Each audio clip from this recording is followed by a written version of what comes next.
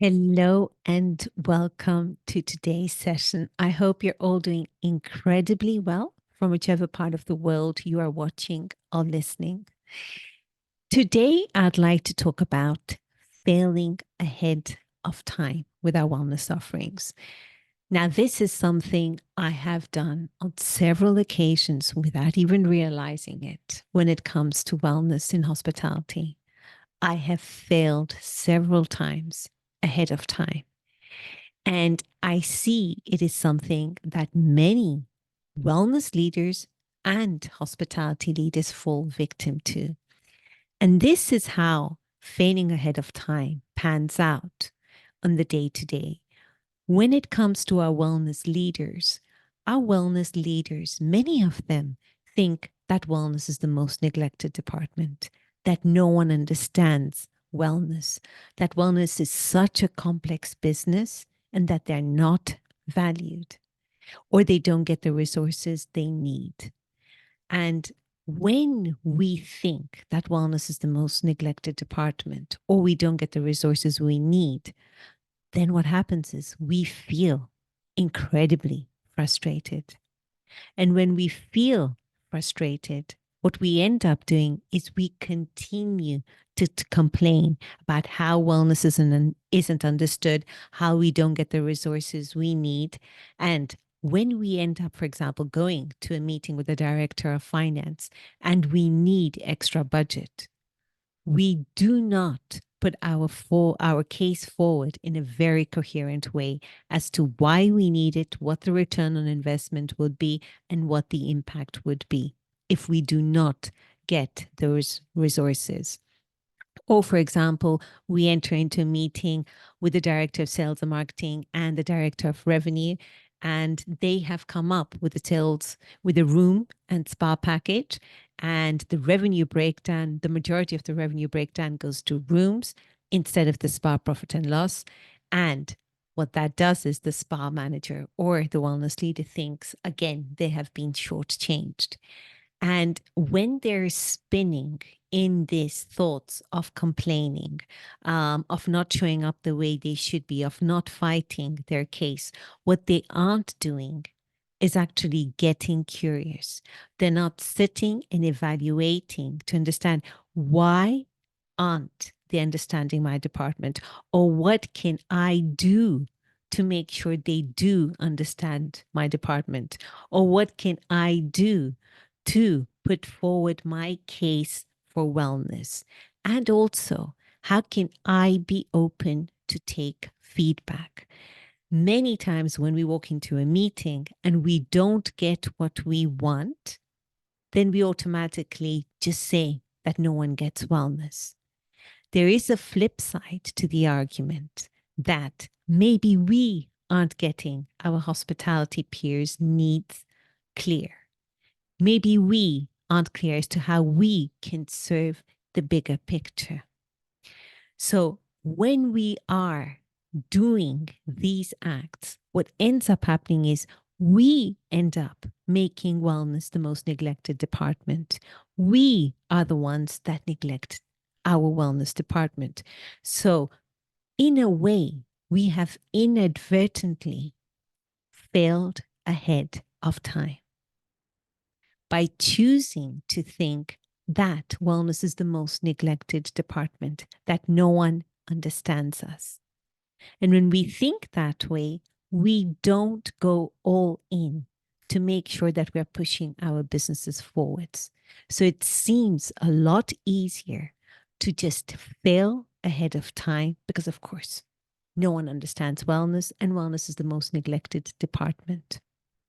And from the hospitality leader's perspective, failing ahead of time looks something along the lines of wellness can be an incredibly costly department if not managed well. It's an expensive toy and it's better not to risk. We're not experts in wellness, so I'd rather subcontract this area. And when they think wellness is this huge risk or it can be incredibly costly, they're feeling fear ultimately, fear of losing more money. and not being able to deliver their owners the return on investment they have promised them. And when they're scared, what they end up doing is they either subcontract the wellness to a third party, this parts of the wellness offering to a third party operator. So you'd have a different operator for the spa, a different operator for fitness. And what ends up happening is that they deliver fragmented experiences to their guests. And that is something they definitely do not want, because wellness is key in delivering those transformative experiences that many hospitality leaders want to deliver to their guests. So by thinking that wellness can be a huge risk, that fear drives them to fail ahead of time. They're not going to even try with the wellness area because they have decided well ahead in time that it's not going to work. And if it's not going to work, it's better to subcontract it out to a third party operator. Because here's the deal. If you know that wellness is incredibly important and that wellness is going to substantially contribute to your top and bottom lines, you would never subcontract that area to a third party operator. You would try to manage it yourself, get all the expertise you need, and make sure you're milking that revenue stream. So that is how hoteliers, that's just an example. There are many other ways that can happen and it shows up. But that's an example of failing ahead with our wellness operations. Now, failing ahead with our wellness operations looks very, very different from failing with wellness.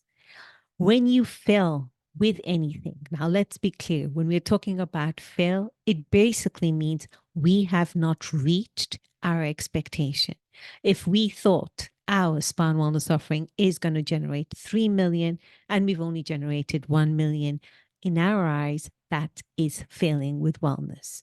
But when you fail with something, you're actually going all in.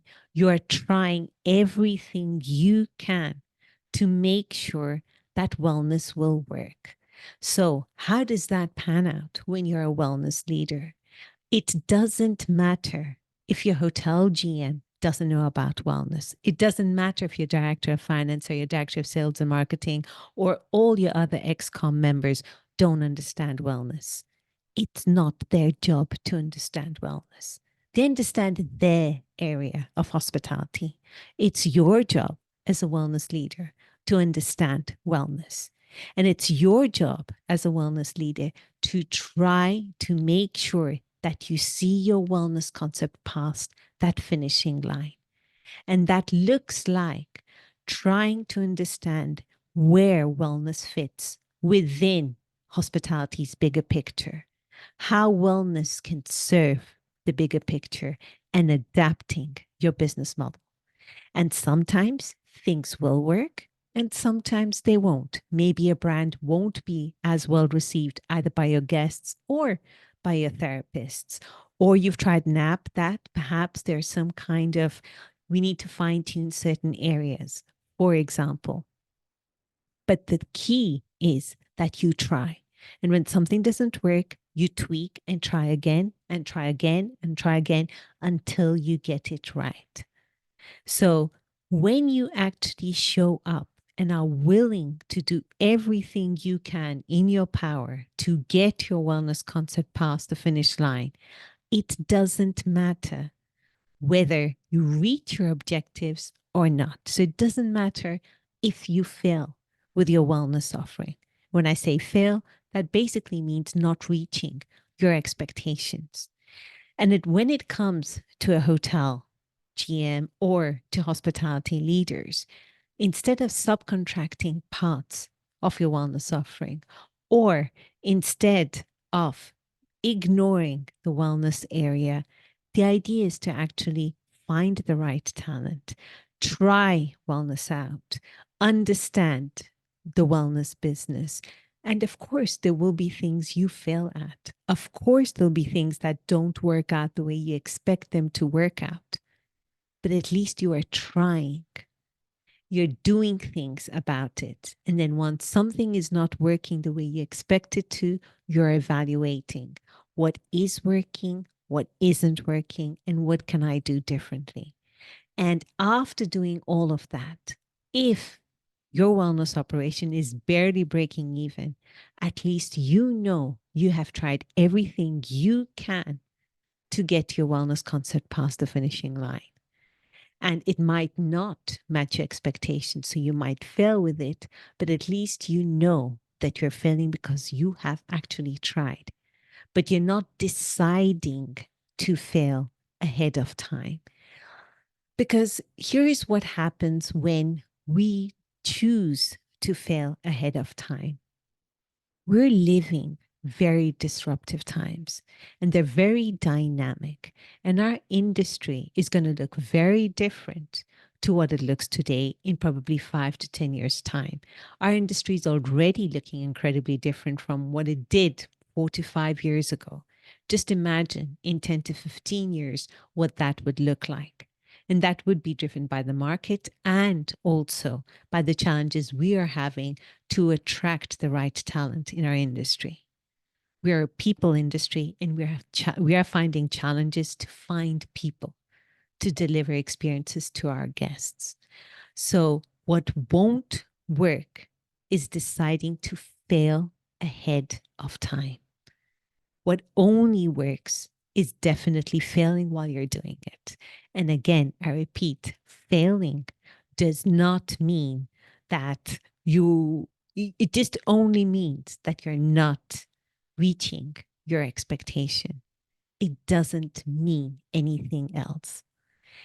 And today I wanted to jump on to talk about how we need to be mindful when we as wellness leaders, also we as hospitality leaders, when are we choosing to fail ahead of time, and how does that serve us not only today but in 3 to 5 to 10 years time. And if we did fail with our wellness offerings, if we did try something and it didn't turn out the way we expected, at least we know we have tried. And there is a learning in that process. And it's incredibly important to learn and to constantly evolve instead of deciding to fail ahead of time, because that sometimes is the easy option out. So, on that note, are you failing ahead of time with your wellness offering, or are you really going all in with it? And on that thought provoking note, I wish you all a beautiful day ahead.